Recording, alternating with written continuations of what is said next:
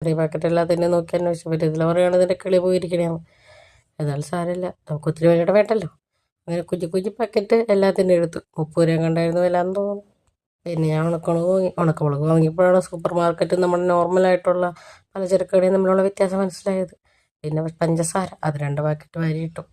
എല്ലാ സാധനങ്ങളായിട്ട് ദുബായിക്ക് എയർപോർട്ടിൽ പെട്ടിയായിട്ട് പോകണ പോലെ ഞാൻ പിന്നെ നീങ്ങിക്കൊണ്ടിരിക്കുകയാണ്. ഇതൊരു വലിയൊരു പപ്പടം പോലത്തെ സാധനമാണ്. അത് നോക്കി 80 രൂപയായിരുന്നു. അത് വേണ്ടാന്ന് വെച്ചാൽ അവിടെ വെച്ചു. പിന്നെ നമ്മളെ നോർമൽ പപ്പടം എടുത്തു. പണ്ടൊക്കെ ഒരിടത്ത് എല്ലായിടത്തും ഇങ്ങനെ കുഞ്ഞ് പപ്പടം കിട്ടുമായിരുന്നു, തീരെ കുഞ്ഞത്. ഇപ്പം അതങ്ങനെ ഒത്തിരി കിട്ടാനില്ല. അത് കിട്ടുവാണെങ്കിൽ മേടിക്കണം.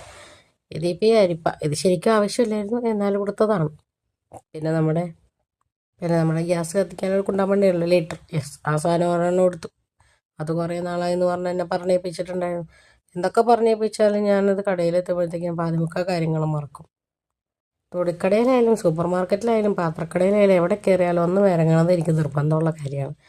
അങ്ങനെ എല്ലായിടത്തും കൂടി ഒന്ന് കറങ്ങി. ഇതൊന്നും ആവശ്യമുള്ള സാധനങ്ങളല്ല, എന്നാലും വെറുതെ ഒന്ന് തൊട്ടും പിടിച്ചും കണ്ടും ഇങ്ങനെ പോകണം. സമയമില്ലെങ്കിൽ എനിക്ക് വീഡിയോ എടുത്താൻ സഹായിക്കുന്ന ഇതിലേക്ക് വളരെയധികം നന്ദി രേഖപ്പെടുത്തിക്കൊണ്ട് ഞാൻ പോയിക്കൊണ്ടിരിക്കുകയാണ്. എന്നെ അതിൻ്റെ ഇടയ്ക്ക് ആട്ടുകയും ചെയ്യുന്നുണ്ട്. ഇവിടെ പിന്നെ കയറി കഴിഞ്ഞാൽ നമ്മൾ നോർമൽ 3-5 കടകൾ നിർത്തി ഓരോന്ന് വാങ്ങും പോലെ വേണ്ട, എല്ലാം ഇവിടെ തന്നെ വാങ്ങിയിട്ട് വീട്ടിൽ പോവാം. മറ്റേ ക്രാഫ്റ്റിൻ്റെ സാധനങ്ങൾ എന്തെങ്കിലും ഉണ്ടെങ്കിൽ അതും, അതുപോലെ തന്നെ പ്ലേറ്റ്, ഗ്ലാസ്, വീട്ടിലേക്ക് ആവശ്യമുള്ള മറ്റു സാധനങ്ങൾ എല്ലാം ഇവിടെ നമുക്ക് വാങ്ങിയിട്ട് പോവാം. അതുകൊണ്ടാണല്ലോ ഇതിന് സൂപ്പർ മാർക്കറ്റ് എന്ന് പറയണത് എന്ന് ഞാൻ കരുതുന്നു.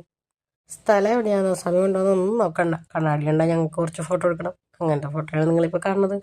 ഇനി വറുക്കാനും പൊരിക്കാനും കുറച്ച് എണ്ണ മേടിക്കാമെന്ന് വിചാരിച്ചു. വെളിച്ചെണ്ണ നമ്മളെ കൊണ്ട് കൂട്ടിയാൽ കൂടില്ല. നമ്മൾ സ്വന്തമായിട്ട് സാധനം മേടിക്കുമ്പോഴാണ് എല്ലാം ഇങ്ങനെ പിടിച്ച് വാങ്ങി തുടങ്ങുന്നത്. പിന്നെ പൊന്നമ്മ വന്നു. പൊന്നമ്മയ്ക്ക് ഒരു കിൻഡർ ജോയ് വാങ്ങിച്ചു കൊടുത്തു. അങ്ങനെ പൊന്നമ്മ ഇതിലെല്ലാം ടാറ്റ പറഞ്ഞു പോയി. Happy Christmas. അങ്ങനെ അവൾക്ക് ഹാപ്പി ക്രിസ്മസും പറഞ്ഞു വണ്ടിക്ക് കാറ്റ് പിടിച്ച് വീട്ടിൽ പോന്നു. അപ്പം അത്ര